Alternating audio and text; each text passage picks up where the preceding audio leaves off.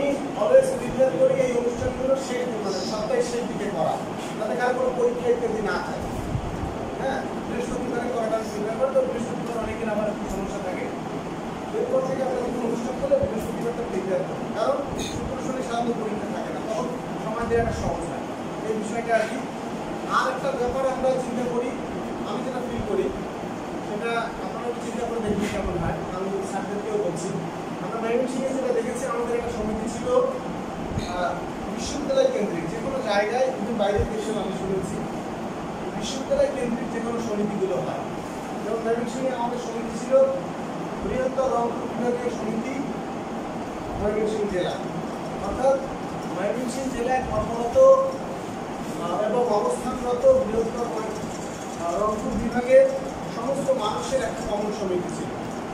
ধীরে ধীরে আমরা যদি নিজেরা ওয়েল অর্গানাইজ হতে পারি, তো আমি সেক্ষেত্রে প্রস্তাব করব ধীরে ধীরে আমরা এরকম করতে পারি কিনা যে আমাদের অ্যাসোসিয়েশনটা শুধু ছাত্র কল্যাণ সমিতি না, এটি হতে পারে ধীরে ধীরে এরকম বিশ্ববিদ্যালয় বেস হয় অবশ্যই, এবং এর মেইন কন্ট্রোলটা বিশ্ববিদ্যালয়ের হাতে থাকে।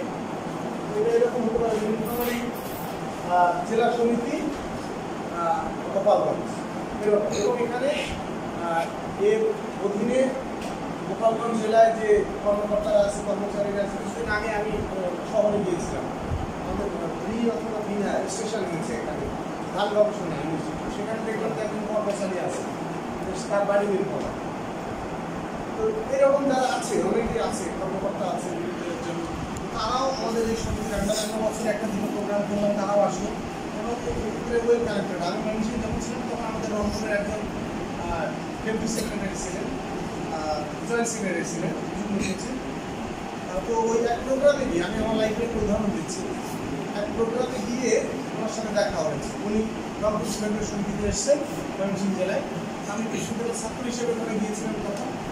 তো পরে উনি পরিচয় দিলেন, পরিচিত হলাম আমরা, উনি জয়েন্ট সেক্রেটারি। পরে উনি তখন national academy for primary education ওখানকার ইনচার্জ ছিলেন। তো ওরা একটা কাজে ওনার কাছে গিয়েছিলাম, উনি যথেষ্ট পরিমাণে হেল্প করেছিলেন, পজিটিভ একটা হওয়ার। তো আপনার দেখেন যে একটা জায়গায় গিয়ে আমার কিন্তু হেল্প হয়েছে, এবং আমি কিন্তু যেদিন ওনাকে শুনেছি যে উনি ওই জায়গায় কর্মরত, তখনই আমি মাইন্ড সেট আপ করে নিয়েছি যে আমার যদি কোনো হেল্প দরকার হয় ওই রিলেটেড আমি ওনার কাছে যাবো। ব্যাপারটা এরকম, আমরা কিন্তু ছোটো ছোটো দুই একজনের হেল্প হবে, এটাই কিন্তু একটা উদ্দেশ্য সাধিত হবে একটা অর্গানাইজেশন। তো এরকম আমরা একটা চিন্তাভাবনা রাখতে পারি আর কি।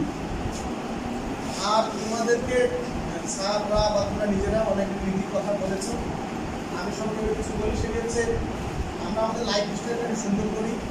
অলওয়েজ যেটা আমরা বলে থাকি যে রোবোটিক লাইফ আমরা লিড করতে চাই না, সুশৃঙ্খল ন্যাচারাল প্রাকৃতিক লাইফ আমরা যাপন করতে চাই।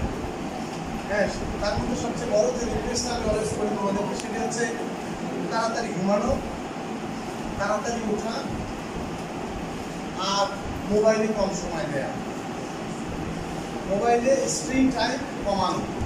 যারা প্রয়োজনে আমরা করি সেটা ব্যাপার ভিন্ন, ল্যাপটপ বা বিভিন্ন জায়গায়, বা মোবাইলে যে ওয়াহিদুল সময় আমরা দেই সেই ওয়াহিদুল সময়টা আমরা না দিই, একটু মনে করি নিজেকে যে জীবনটা একটানা আধা ঘন্টা 40 মিনিট 1 ঘন্টা আমি যখন এক্সপ্লোরেট করি ওয়াহিদুল মিনিমাইজ কোনো কাজ ছাড়া, তখন কিন্তু আমার ব্রেনের টিস্যুগুলো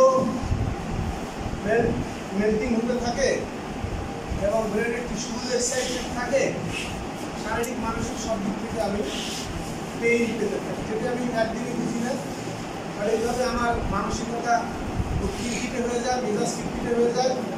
সেজন্য আমি অনেক তোমাকে রিকোয়েস্ট করবো যে তাড়াতাড়ি ঘুমাও, তাড়াতাড়ি ওঠো, মিনিমাম 7 থেকে 8 ঘন্টা ঘুম দাও, স্ক্রিন টাইম কমাও, মোবাইলে কথা বলা কম, প্রয়োজনীয় সময় যতটুকু, এবং বি রিলিজিয়াস, ধার্মিক হও।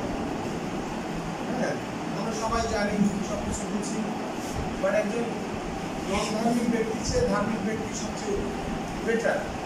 সেই জায়গাগুলোতে আমাদের ফোকাস করতে হবে। এগুলো থাকলে পড়াশোনা থাকে, সেটি যেন আমাদের ঠিক থাকে আসল উদ্দেশ্য।